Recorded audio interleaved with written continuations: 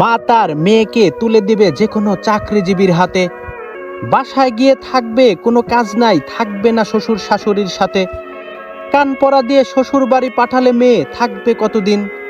বিয়ের পর থেকেই বাসায় যাওয়ার বায়না ধরে, অশান্তি শুরু হবে বাসায় যাবে না যতদিন। ছেলে চায় বউ বাবা মাকে নিয়ে সুখে সংসার করতে, অশান্তি করে ঘরের বউ, থাকতে চায় না একান্নবর্তী সংসারে। অশান্তি এড়াতে ছেলে বউ নিয়ে থাকেন বাসাতে। বউয়ের পক্ষের আত্মীয়দের যাতায়াত শুরু হয় নিয়মিত, খরচ বেড়ে যায় 3 গুণ হারে। নিজের বাবা মাকে মাসে একবার দেখতে আসেন ছেলে গ্রামে, এই জন্যেও হিসাব দিতে হয় বউকে, কত টাকা দিল বাবা মাকে। এমন সমস্যায় আছেন যারা, দুঃখ তাদের 12 মাস।